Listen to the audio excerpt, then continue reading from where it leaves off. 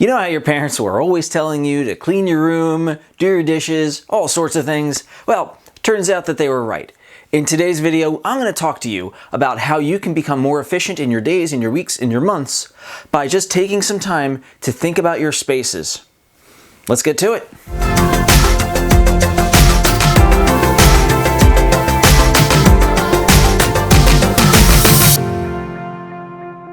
Hey yo, what's up tribe? Welcome to today's video. We're going to talk about how you can curate your space, why that's important. We're going to talk about how you set your environment up for success, how you can prepare your spaces to efficiently use them, how you make sure you're not fumbling around, talking about how everything has its place, and making sure, kind of forcing yourself to be a little anal retentive, but for your own good.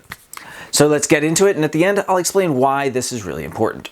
So let's talk about the types of spaces that are probably the most important in your daily life. We could talk about your entire house or your entire apartment, but really just a few areas that really you want to try and focus on to make sure you're operating efficiently. We're talking about your kitchen, we're talking about your office, and specifically your desk space, as well as your bedroom in that general area. So talking about your kitchen, and I'm going to be talking about the physical kitchen, but what else you could be doing in your kitchen to have a better week ahead.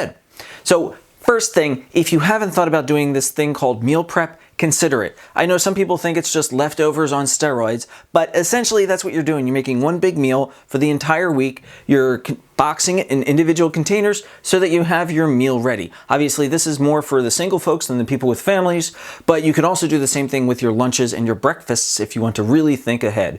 If that's not optimal for you because you do have to cook a big meal each night for a few people, then you may also want to consider at least keeping your ingredients well stocked and prepped ahead of time so that you're not fumbling around looking for them when you're getting ready to do those meals. Similarly, if you're like me and you do supplements, I would encourage you to put them all together ahead of time. I, at times, will do a week, but usually what I try to do is I try to do a month. I've got a lot of various different supplements that I use, and it's just better for me at the end of each month to prepare ahead for the next 4 weeks. In your routines, ensure that you're setting up that kitchen space for the entire week. You know, look at what you might be missing for the next day. Essentially, you're taking advantage of the time when you're not rushed to make sure that your kitchen is set up for when you are rushed. And part of that, tribe, is cleaning up right away. Dirty dishes that have been sitting around even for another hour, longer than they have to have been, are a lot harder to clean than they are fresh. So yeah, some things may require you to soak them, especially if you did a good hefty meal that required some burning required. But either way, try to get that done right away so that you don't have to worry about it later. And of course, it doesn't stink up the place as well. Keeping your kitchen prepped is a great way to make sure you're eating healthy and that you eat out less, which can also save you a lot of money and time when you're considering driving to and from where you happen to be going. All right, so what some people may think about as the most important would be the office. So we're talking about your pens, your paper. Are your printers stocked at the beginning of the week or at the beginning of the day if you do a lot of printing? How have you set up your workspace so that you have everything where you need to? I am personally a pile person, but each pile is organized.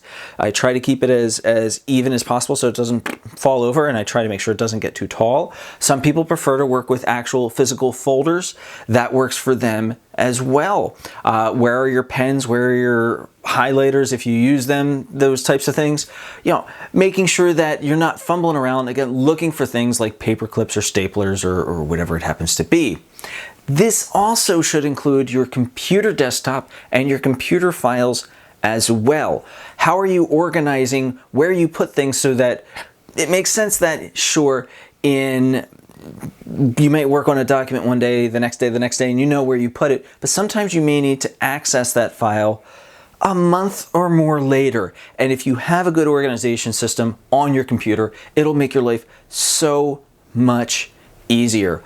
Also, use cloud storage if you can. We're talking about Google if you're down with Google, but Dropbox has saved my butt. There was a point when I was working on my dissertation just a couple of years ago when the hard drive on my laptop crashed. Had I not been using Dropbox, it would have taken me probably a good day, maybe 2 or 3 days to actually get back up and running, to restore the hard drive or restore backups that I would have had. With Dropbox, with any types of cloud storage situations, you can be assured that as long as everything's syncing properly, you might lose a couple minutes worth of work as opposed to a couple hours worth of work. Of course, it requires you to click that save button. Also, when it comes to thinking about your office prep, reboot your computer, if not daily, weekly. I'm bad. I sometimes forget, and I might go months and I'm like, why is my computer so slow? Well, I needed to reboot it. Realistically, try to reboot that guy every week if you can, to make sure that you've got a good fresh system. It cleans the memory out. It's just good for your computers. However, people might disagree with this next piece, but keep certain documents open. I have several documents that are building on each other. I may have mentioned in one of my other videos that I am working on a book. Well, that document's always open. It's a Google Doc. It's in the background so that if I have an idea, I can quickly get to it. That being said, there is some validity to saying you shouldn't leave files on Microsoft Word or local applications open, because that will start to slow and bog your computer down. So you want to think about that, or if you're going to reboot the computer, reopen those particular files. All right, now here's where I consider the most important thing, and that's actually your bedroom or your space where you get dressed in the morning. So first and foremost, I know some people criticize Jordan Peterson for harping on the clean your room thing, but it even goes into making your bed as soon as you get out of it. There's something to the ritual that allows you to think about how you can start your day, but it also makes that bed a little harder to crawl into if you know you're going to have to remake that bed. So really consider making your bed as soon as, not just every day, but as soon as you get out of that bed. Another thing that I do personally, this might not resonate with everyone, but I keep a jug of water so that I can refresh my water right away. This is just a little thing that makes my space just more comfortable, make sure that I can have water in the morning. I actually start my morning with a caffeine supplement. It's just how I operate. And so having all of that right there by my bed is great for hopping out of bed in the morning. Related to that is how you set your clothes up ahead of time. There's some validity to the Zuckerberg, Steve Jobs argument of wearing the same thing day in and day out so you don't have to think about what you're wearing. That's not for all of us. And so one of the things that I like to do is to set up my shirts and my various other accoutrements for the entire week. So especially on the days where I know I'm going to be wearing a full button-down shirt that I tuck in, well, that also requires me to put shirt stays on it. And so I set those shirt stays up and the shirts up and everything else in the right order that Sunday night so that I don't have to worry about it or think about it, you know, if I'm tired after a long day or if I am running around for whatever reason in the morning. It's just there. It's just easy to get on. Everything is just prepped for me. And of course, if you want to try that type of technique where you wear the same thing every day, go for it. I think it's a great idea. Again, it's just not for everyone.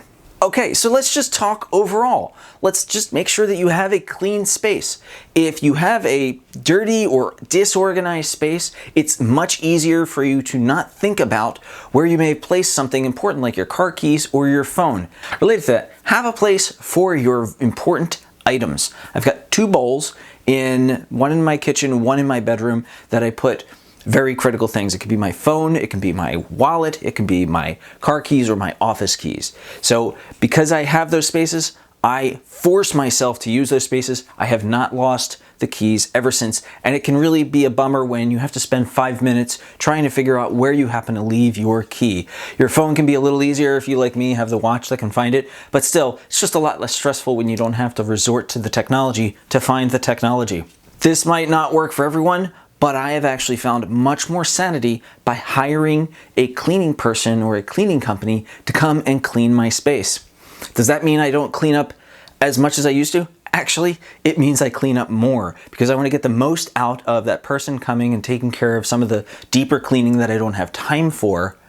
Well, because she's taking care of that, you know, I'm going to keep things clean a little bit more so. And of course, she's going to be more efficient when she's in here. I'm going to get more for my money as a result.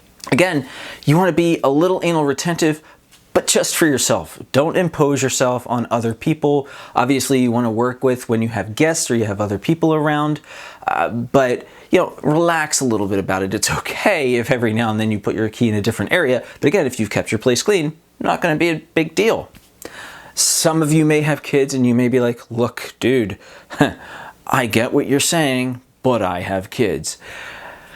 I can't speak to what it is like to be a parent, but being in education, I know that gamification is a thing. So either you incentivize with chores with an allowance, or chores with some other reward, or just general gamification, especially if there's siblings around, to see who can win some prizes. So there are lots of resources on the internet that can probably help you find a way of making sure that your children are taking care of the space around you. So why is this all important? How is this going to make you efficient? Well, when you spend less time looking for stuff, when you spend less time trying to decide what you're going to wear or figure out what you're going to do, then it just makes it easier to crank through your day. Additionally, you don't have to think about it and you're not stressing. So that relief of stress allows you to devote more of that mental brain power to doing what you want to do. All right, tribe. Hey, I hope this was helpful for you, especially if you're the type of person who's always losing things, fumbling around for things or whatever. It takes discipline. It takes time. You're not going to be able to correct this overnight. These are things that I've taken slow increments to make sure that I've been able to do, and you can do it too. So hopefully it's helpful. And as always, I hope you're better off today than you were tomorrow, and I look forward to you being a better person tomorrow than you were today. Take care.